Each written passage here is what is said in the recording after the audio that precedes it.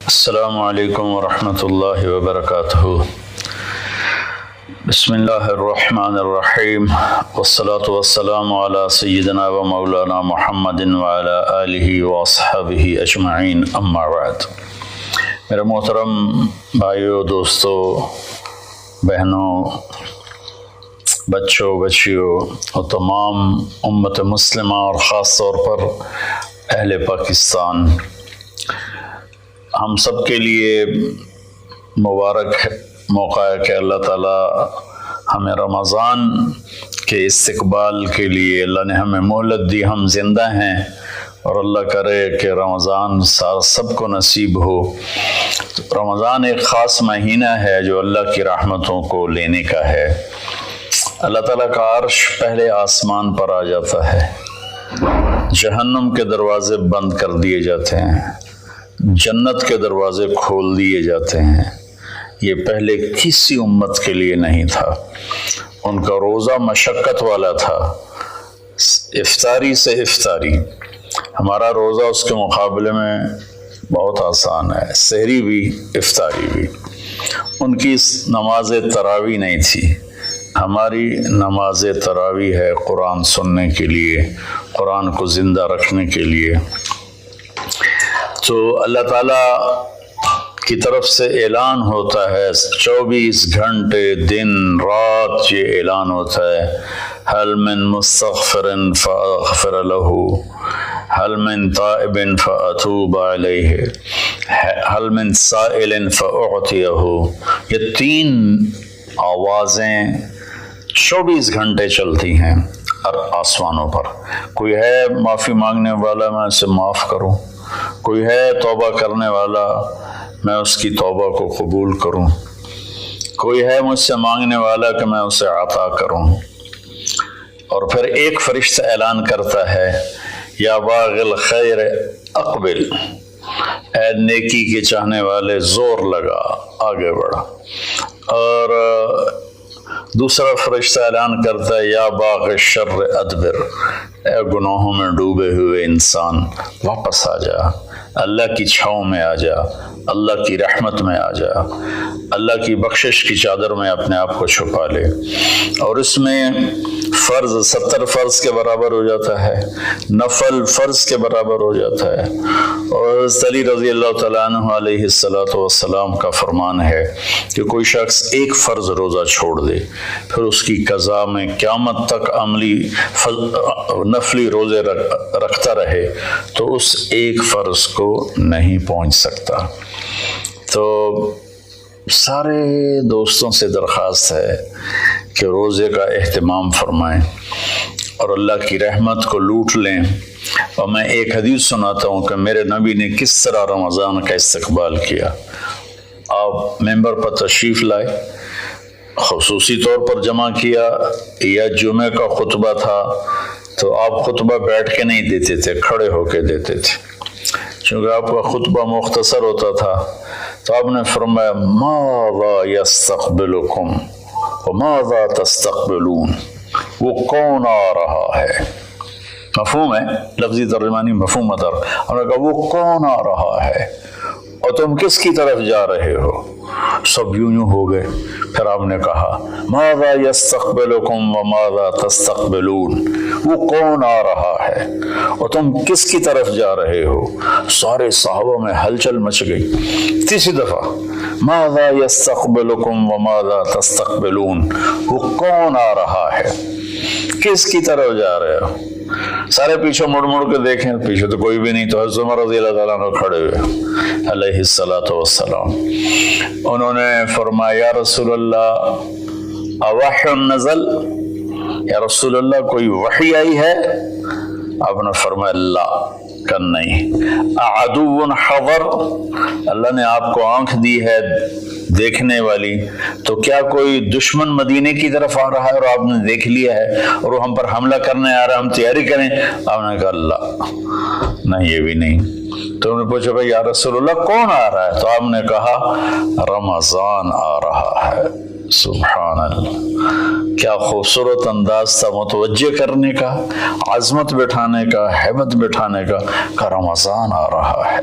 پھر آپ نے اس کے فضائل سنائے کہ اس میں جنت کے دروازے کھل جاتے ہیں، جہنم کے دروازے بند ہو جاتے ہیں، اور جنت کی حوریں اللہ سے دعا کرتی ہیں یا اللہ اس رمضان میں اپنے نیک بندوں میں ہمارے شوہر ہمارے لیے منتخب فرما اور ان کے ذریعے ہماری آنکھیں ٹھنڈی فرما، اور جہنم کے سارے دروازے بند ہو جاتے ہیں، شیطان قید ہو جاتا ہے۔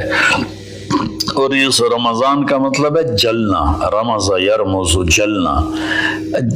سارے مہینوں کے نام عربوں نے رکھے، محرم، صفر، ربیع الاول، ربیع الثانی سے لے کر آخر تک۔ رمضان کا نام اللہ نے قرآن میں لکھا، شہر رمضان الذی انزل فیہ القرآن، کہ یہ عرشوں پر اس مہینے کا نام طے ہوا رمضان۔ تو اس مہینے کے نام اور روزے میں کیا مطابقت ہے، ان میں جوڑ کیا ہے کہ رمضان جل جانا۔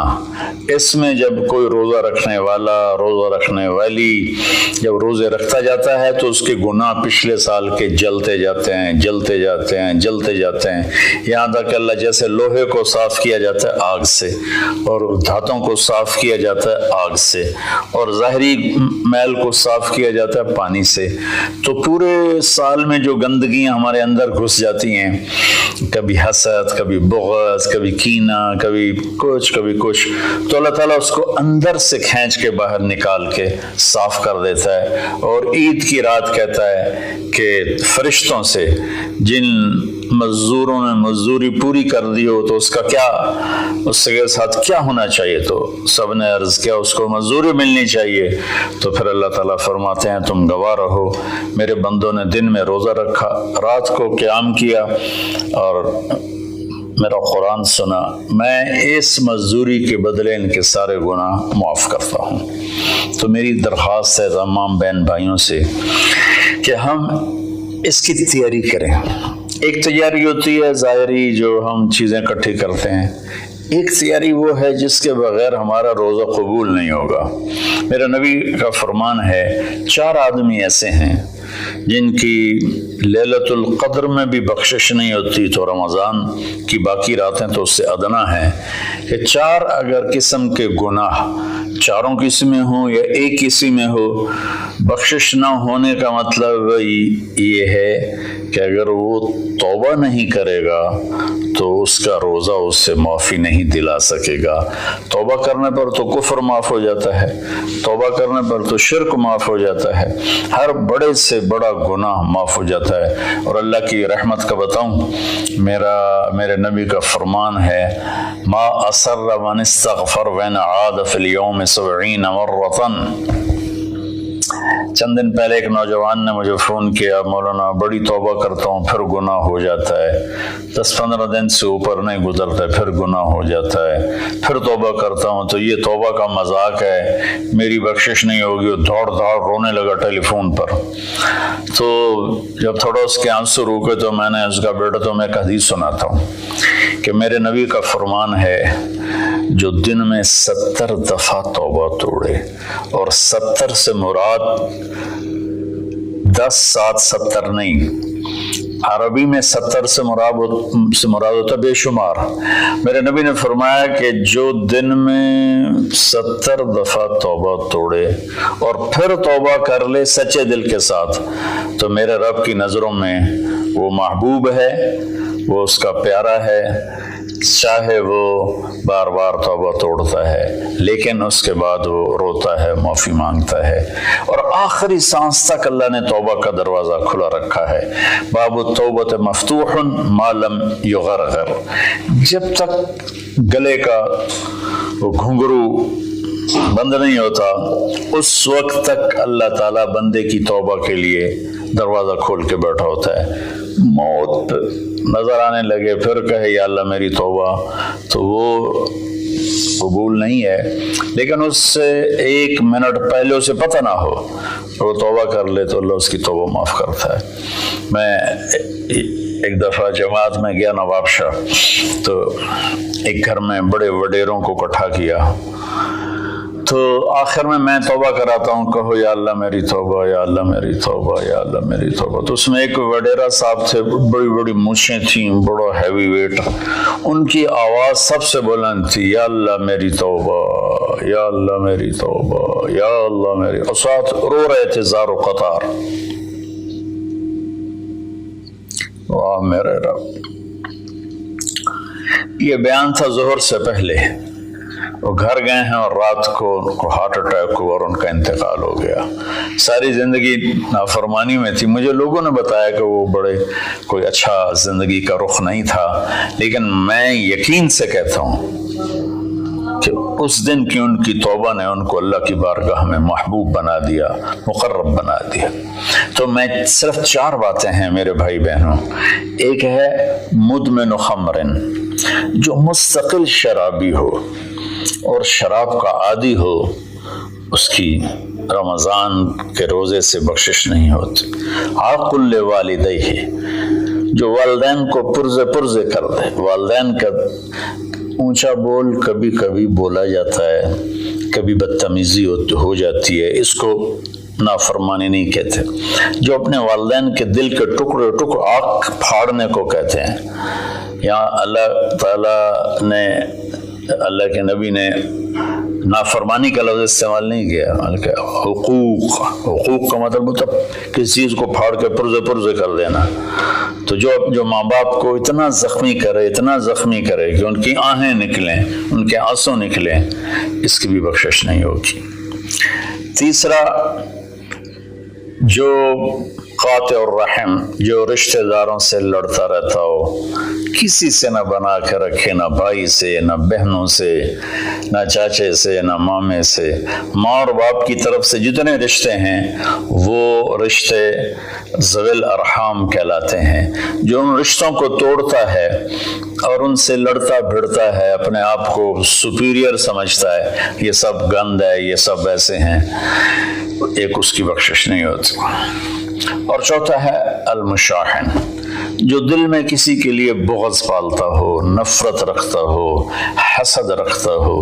المشاحن کا لفظ ان ساری چیزوں پر ہے۔ تو میرے بھائی بہنوں، اس میں جو چیز سب سے زیادہ عام ہے نا، وہ آخری ہے۔ ہر آدمی شرابی نہیں ہے، اللہ کا فضل ہے، کروڑوں مسلمانوں نے کبھی شراب کو دیکھا بھی نہیں ہے۔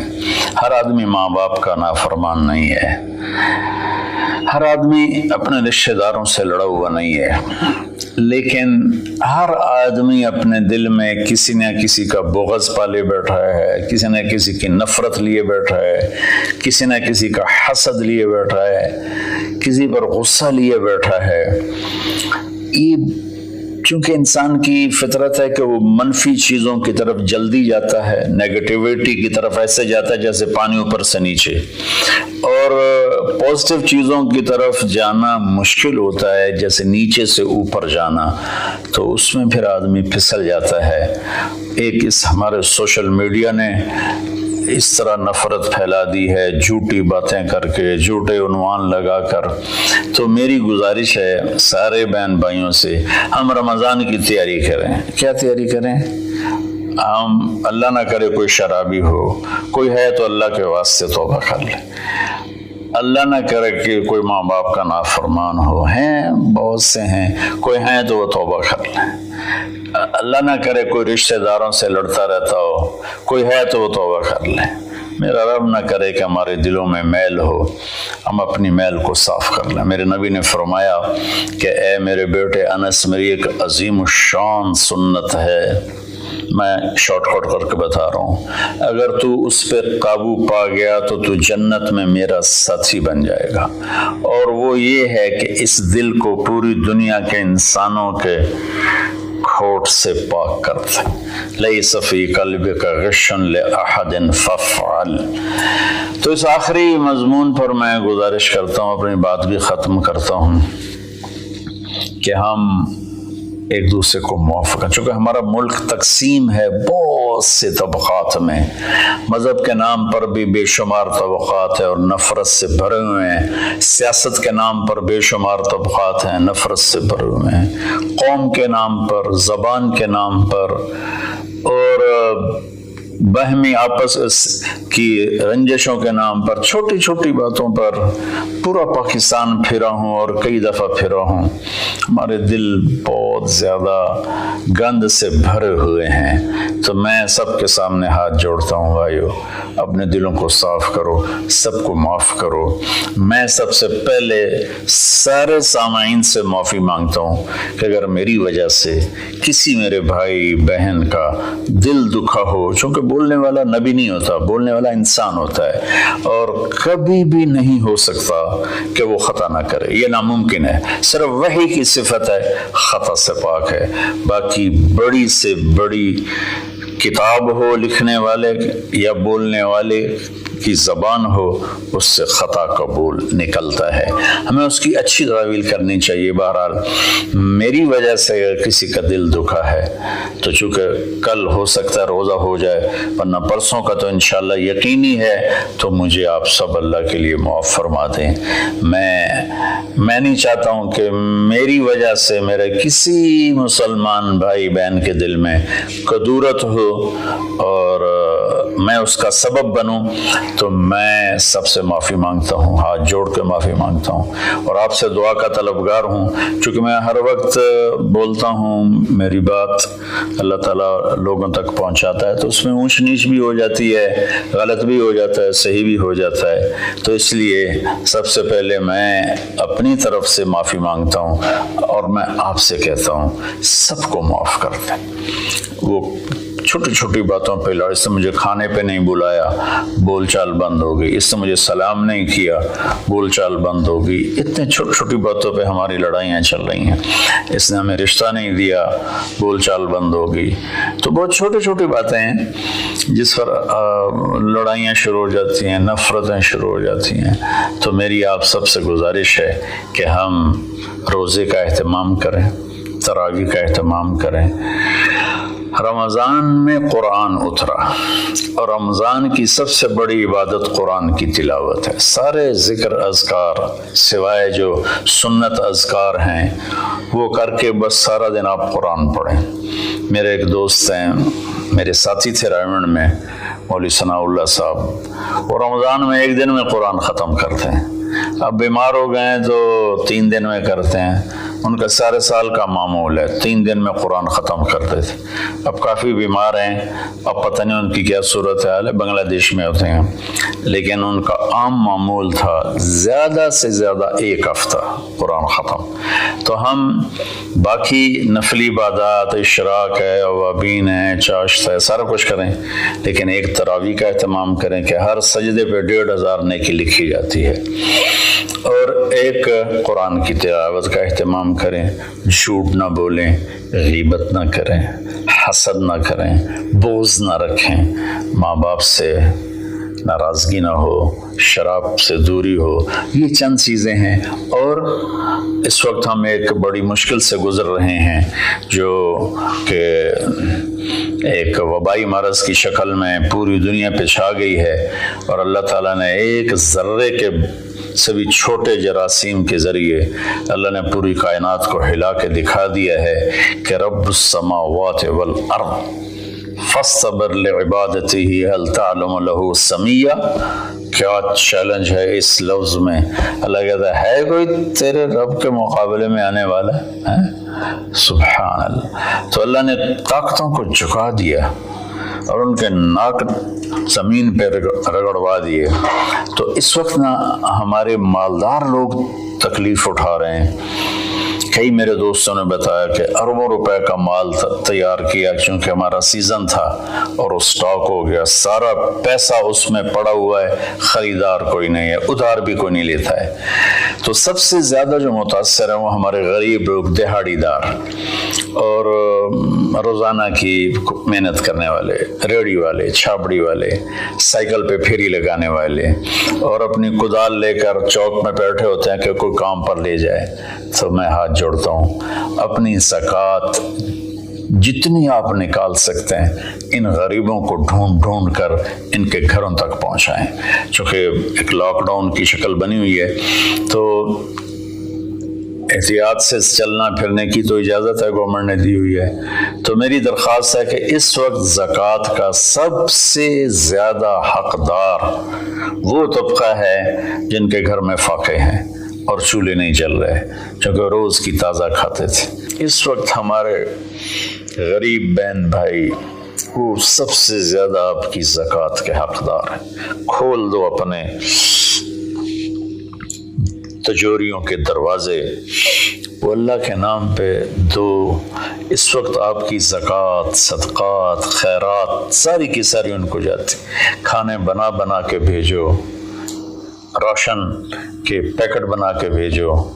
یہ اس وقت آپ کی نوافل سے بھی بڑی عبادت ہے، اور زکوٰۃ تو ویسی فرض ہے۔ تو اللہ تعالیٰ مجھے آپ کو اس رمضان میں زندہ بھی رکھے اور اس کے آداب کے مطابق ہمیں کام کرنے کی توفیق دے۔